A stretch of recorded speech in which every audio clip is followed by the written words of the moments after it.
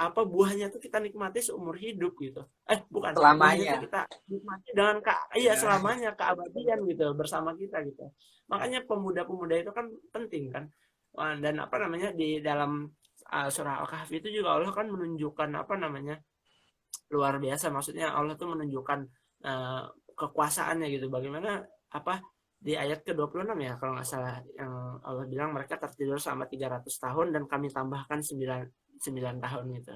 Seakan-akan mengatakan bahwa Iya. ada dua versi hitungan loh, versi matahari, Dan hitungan versi bulan. matahari, kalender matahari dan kalender apa hitungan bulan. Nah, itu tuh Allah tuh menegaskan gitu, menegaskan apa namanya keajaibannya jauh sebelum kita memiliki ahli matematika yang kayak sekarang dapat Nobel dan lain-lain gitu. Al-Quran itu udah jauh lebih apa namanya jauh lebih hebat daripada matematika manapun seperti itu gitu. Bagaimana kan Al-Khawarizmi menamakan rumus matematikanya, formula matematikanya dengan aljabar Aljabar. katanya. Aljabar itu menyitir nama salah satu nama Asmaul Husna kan seperti itu. Nah, seperti itulah dan apa namanya pemuda-pemuda pemuda kahfi ini atau ashabul kahfi ini kan penting menjadi sebuah landasan cerita untuk pemuda-pemuda bahwa sesuatu yang diperbuat dengan berlandaskan keimanan seberapapun sulitnya pasti akan membuahkan hasil yang baik. Bayangkan loh, bayangkan mereka berusaha melindungi akidahnya gitu, meninggalkan taruhlah keluarga, hartanya, kenyamanannya, teman-teman nongkrongnya seperti itu bersama dengan teman-teman yang seiman gitu, 7 orang ini gitu, lalu pergi ke tempat yang mereka nggak duga-duga ternyata mereka tertidur di situ dan diselamatkan dari persekusi gitu. Tak tahu bangun 300 tahun sudah berada di kondisi yang mereka tuh nyaman untuk beribadah Iya. mungkin. Sudah di masa orang-orang tuh sudah bertakwa, lebih bertakwa kepada Allah gitu. Nah, tapi kan kita tidak pernah membahas nih apa yang terjadi selama 300 tahun ini gitu.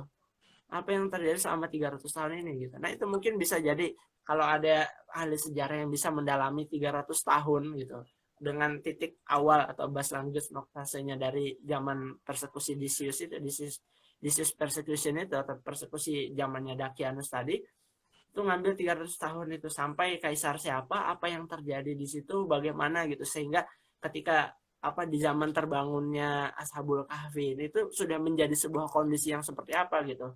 Nah, dari hikayat ini juga kita bisa melihat pemuda-pemuda ini tuh mereka mungkin mereka nggak pernah terpikirkan bahwa mereka akan tertidur di situ gitu. Iya. Tahu mereka selamat tuh alhamdulillah kesyukuran yang luar biasa, mukjizat Allah luar biasa gitu sehingga tidak cuman mereka yang merasakan itu gitu secara empiris tapi orang-orang tuh juga tahu gitu. Orang-orang tuh juga tahu. Buktinya kan ada bukti arkeolog yaitu salah satunya kalau kita melihat di Al-Qur'an itu kan dia ingin membeli makanan lalu ditolakkan.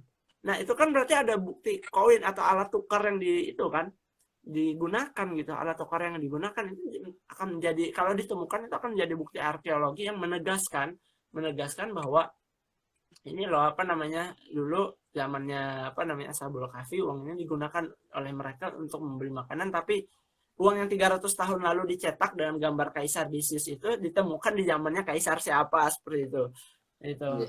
umurnya apa namanya masih bisa di apa namanya masih bisa di trace back walaupun udah 1000-an tahun lebih misalnya 1000 hampir 2000 tahun lamanya tapi lagi-lagi semangat para pemuda ini yang untuk menyelamatkan apa yang mereka yakini itu tuh yang menjadi penting gitu.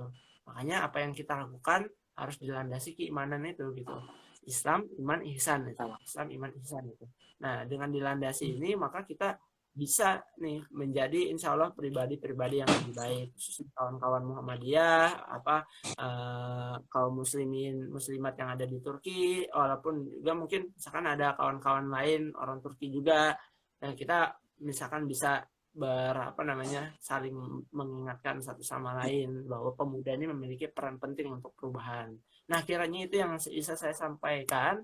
Kalau mungkin nanti bisa ada tanya jawab lebih baik, tapi setidaknya saya akhiri dengan hadza wallahu yara'ana wa yafazuna walhamdulillahirabbil alamin. Alhamdulillah. Masya Allah. Masya Allah penjabaran yang sangat luar biasa dari Mas Ustadz jelang Ramadan. Alhamdulillah sekarang waktu di Indonesia sudah masuk buka puasa, Mas. Ini mungkin ada teman-teman dari Indonesia. Kita ucapkan selamat berbuka puasa. Nah, itu. Dan kita di Turki Allah masih berapa jam lagi nih, Mas? Masih cukup ini lama. masih lama ini. Iya. Oh, ini pas banget siang ini. Jadi ini mungkin teman-teman yang baru datang sekilas mulakhos ringkasan dari apa yang telah disampaikan dari Mas Ustadz jelang Ramadan tadi. Bagaimana kita mengambil dirosah pelajaran dari hikayat pemuda kahfi, pemuda gua untuk kebaikan Ramadan ini. Jadi kurang lebih adalah uh, kita itu harus berani mencari tempat yang baru, suatu bi'ah yang baru untuk keimanan kita lebih baik lagi. Apa itu? Itu lingkungan ukhuwah, keadaan teman-teman kita itu sangat penting. Karena teman-teman dan tempat itu sangat mempengaruhi dalam kehidupan kita, tingkah laku kita. Kayak gitu. Sebagaimana Ashabul Kahfi yang ketika tempatnya sudah tidak mendukung untuk beribadah, tidak mendukung untuk menjalankan suatu ibadah, mereka berani berhijrah. Dan berhijrah itu tantangannya luar biasa. Harus meninggalkan zona nyaman kita ya, Mas. Apa yang sudah kita nyaman di sana harus kita tinggalkan, baik keluarga, harta, ataupun teman lain sebagainya. Sama seperti kita, ketika ada sesuatu yang nggak baik, kita harus tegas berani meninggalkan sesuatu tersebut yang tidak baik untuk kita. Kita beralih menuju sesuatu yang lebih baik lagi. Yang kedua adalah kekuasaan Allah. Bagaimana Allah itu menciptakan menciptakan kekuasaannya, menetapkan kekuasaannya, orang itu bisa hidup sampai 350 tahun dalam keadaan tertidur. Nah, pun juga dalam hal yang lainnya, Allah akan mudah memberikan sesuatunya pada kita. Mungkin kita punya cita-cita untuk kebaikan tanah air kita, mungkin Indonesia, kemudian mungkin kita pengen punya cita-cita, punya pondok, punya universitas. Bisa itu. Dan semua hal yang besar dilakukan dari langkah kita yang kecil. Kita bisa dari matematika, jalankan matematika kayak Al-Khawarizmi tadi yang menciptakan berdakwah Islam lewat jalurnya, bidangnya, keilmuan, hitung-hitungannya, matematikanya. Ada Ibnu Sina yang tentang kedokteran. Apa yang kita mampu, kita sumbangkan pada Islam. Karena Islam akan tetap jaya pada akhirnya. Bukan Islam itu nggak tanya siapa apa yang kita sumbangkan untuk Islam, tapi kita sendiri yang ditanya. Apa yang telah kita berikan untuk Islam kayak gitu. Karena kebaikan itu akan kembali kepada kita. Apa yang kita lakukan sedikit di dunia ini akan kita